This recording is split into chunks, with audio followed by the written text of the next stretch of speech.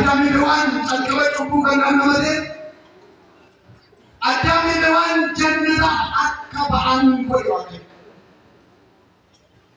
Jannata abbaa isaaniitiif cubbuun banuudhaan lammaffaa irratti caasaa cubbuu bara Nohitti immoo namoota qaqqabaa cubbuu qaban bishaan badiisaatiin balleesse.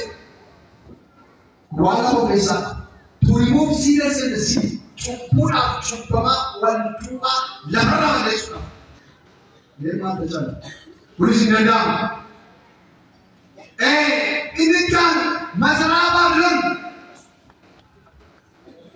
yeroo masaraa Baabiloonitti afaan isaanii waliin maqura inni kun immoo annisaa cubbuu xiqqeessuuf to minimize the power of sin annisaa cubbuu xiqqeessuudhaaf gaafa walii galuu dadhaban gaafa afaan isaanii wal bira darbu cubbuun salphataa kan jedhu karoora Waaqayyooti. Kunis hin danda'amu. Saloom Gamoraatti gaafa dhufnu immoo cubbuuf qodaa cubbuu wal duukaa itti qabsiisudha. Cubbuu fi qodaa cubbuu. Namoota cubbuu itti dhadhaa qabanii warra qodaa ta'anii mi'a cubbuu ta'an wal duukaa yoo badan cubbuun hin badan jedhus karoora Waaqayyoo keessatti. Yeen maal tajaajila? Kunis hin danda'amu. Karaa ittiin danda'amu Waaqayyoo keessatti. Waaqayyoo bal'annaa. Baraka kuat dulu, cubu acmat diise, gadi cubu awal katai. Wakai benar. Kaji kecuma, wakai lo, akan ini, wakai nesa desain itu dibangun. Isa Musa yang desain sama JTM, para Yesus Kristus rawat. Cubu acmat diise cubu wakai. Isa kena si drama sa. Musa wajib lagi deh. Pagi ini jalawan yang kita bawa apa tu terus itu deh. Ini sangat fun. Pagi itu tu. Pagi ini. Lalu sudah jalan sudah pemat. Dan dua kayu yang ada baju. Untuk apa apa? Janji baju itu. Service all itu. Kusa tadi baju itu dua. Arah samur magi sekian itu, wine 25 to 1. Kemudian asal nak bersegan dengan segan yang lantan, ini nama Ufero. Sebagai berbat, lagi sudah ke. Orang kun gordu, zakir sekian itu biru badan.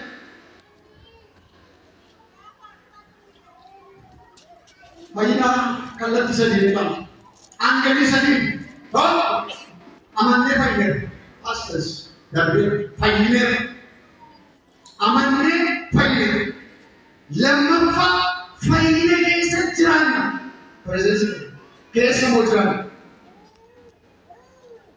sadafa fire fit ambai kejar, orang berenang, perfect, incredible.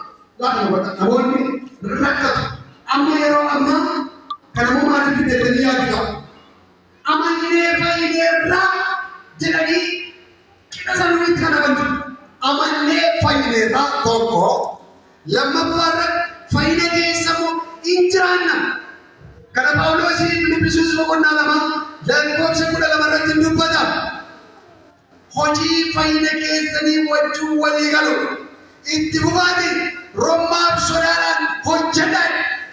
Kenapa? Faili dalam nama ongoing kita. Itu bukan. Kalau siapa yang ada ni, abi jumpu, abi yang dalam bumi, wifi nak juta lagi sampai lupa.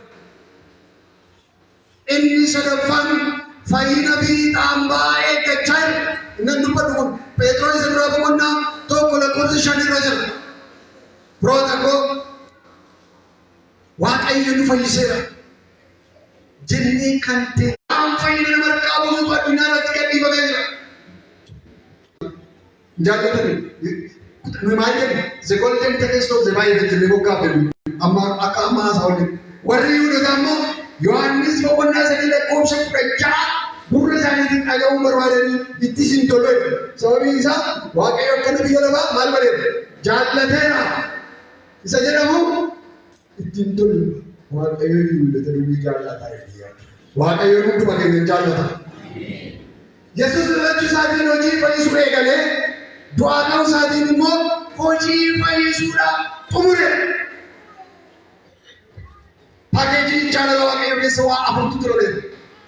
Arfaffaa jireenyatu ture. Jireenya bara baraa. Jireenya bara baraa jechuun maal jechuudha? Barri isaa dheerachuu jechuun miti dhaabota. Badiisi bara baraas barri isaa dheeraa. Jireenyi bara baraas barri isaa dheeraa. Wanti jara kana lamaan adda godhu qulqullina isaati. Waaqayyoon galanaa kwaalitii jireenya. Jireenya bara baraa Waaqayyo bira jira. Fuulaa fuulatti Waaqayyo wajjin jiraachuu jechuudha. Waaqayyo isa amma waaqessu, Waaqayyo isa amma hojjennu, Waaqayyo isa amma ulfinaa haalatti laannu qaamaan bira dhannee atmosferii Waaqayyo keessatti jiraachuu jechuudha jireenya bara baraa. Waaqayyo karaa Yesuus Kiristoos kanaa akka keenya keessa nuuf galche.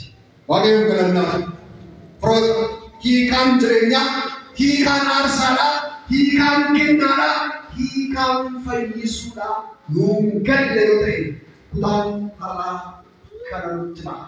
Waaqayyoof galanaa. Waaqayyoo bara isaan hundumaa fayyina amma nuuf kenne keessa umurii guutuu akka jiraannu nuun agargaara. Sagaleen Waaqayyoo fayyadu. Maqaa isaatiin ameen.